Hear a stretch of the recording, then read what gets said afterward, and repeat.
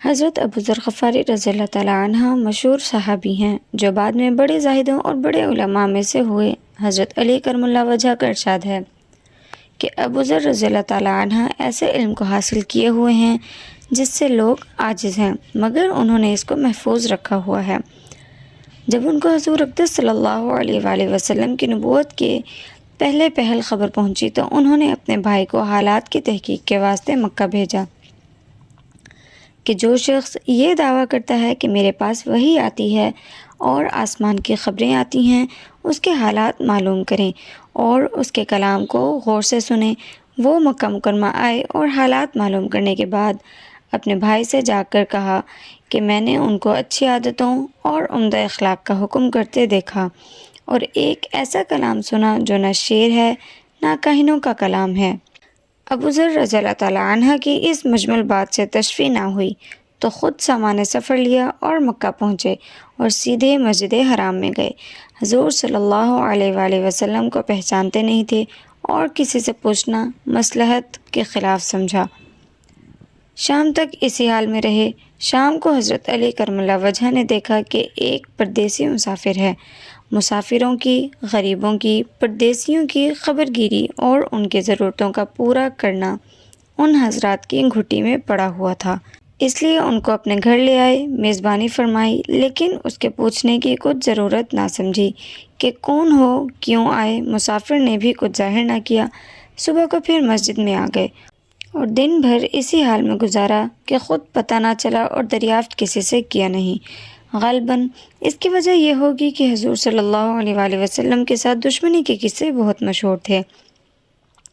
آپ صلی اللہ علیہ وآلہ وسلم کو اور آپ کے ملنے والوں کو ہر طرح کی تکلیفیں دی جاتی تھیں۔ ان کو خیال ہوا ہو کہ صحیح حال معلوم نہیں ہوگا اور بدگمانی کی وجہ سے مفت کی تکلیف علیحدہ رہی ہوگی۔ دوسرے دن شام کو بھی حضرت علی رضی اللہ تعالیٰ عنہ کو خیال ہوا کہ پردیسی مسافر ہے، بظاہر جس غرض کے لیے آیا ہے وہ پوری نہیں ہوئی، اس لیے پھر اپنے گھر لے گئے اور رات کو کھلایا سلایا، مگر پوچھنے کی اس رات کو بھی نوبت نہ آئی۔ تیسری رات کو پھر یہی صورت آئی تو حضرت علی نے دریافت کیا کہ تم کس کام کے لیے آئے ہو، کیا غرض ہے؟ تو حضرت ابو ذر نے اول ان کو قسم اور عہد و پیمان دیے اس بات کے کہ وہ صحیح بتائیں، اس کے بعد اپنے غرض بتلائی۔ حضرت علی نے فرمایا کہ بے شک وہ اللہ کے رسول ہیں اور صبح کو جب میں جاؤں تو تم میرے ساتھ چلنا،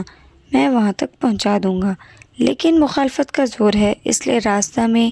اگر مجھے کوئی شخص ایسا ملا جس سے میرے ساتھ چلنے کی وجہ سے تم پر کوئی اندیشہ ہو تو میں پیشاب کرنے لگوں گا یا اپنا جوتا درست کرنے لگوں گا، تم سیدھے چلے جانا، میرے ساتھ ٹھہرنا نہیں، جس کی وجہ سے تمہارا میرا ساتھ ہونا معلوم نہ ہو۔ چنانچہ صبح کو حضرت علی کے پیچھے پیچھے حضور اقدس صلی اللہ علیہ وآلہ وسلم کی خدمت میں پہنچے۔ وہاں جا کر بات چیت ہوئی، اسی وقت مسلمان ہو گئے۔ حضور اقدس صلی اللہ علیہ وآلہ وسلم نے ان کی تکلیف کے خیال سے فرمایا کہ اپنے اسلام کو ابھی ظاہر نہ کرنا، چپکے سے اپنی قوم میں چلے جاؤ، جب ہمارا غلبہ ہو جائے اس وقت چلے آنا۔ انہوں نے عرض کیا، یا رسول اللہ صلی اللہ علیہ وآلہ وسلم، اس ذات کی قسم جس کے قبضے میں میری جان ہے کہ اس کلمہ توحید کو ان بے ایمانوں کے بیچ میں چلا چلا کر پڑھوں گا۔ چنانچہ اسی وقت مسجد حرام میں گئے اور بلند آواز سے اشہد ان لا الہ الا اللہ و اشہد ان محمد رسول اللہ پڑھا۔ پھر کیا تھا، چاروں طرف سے لوگ اٹھے اور اس قدر مارا کہ زخمی کر دیا، مرنے کے قریب ہو گئے۔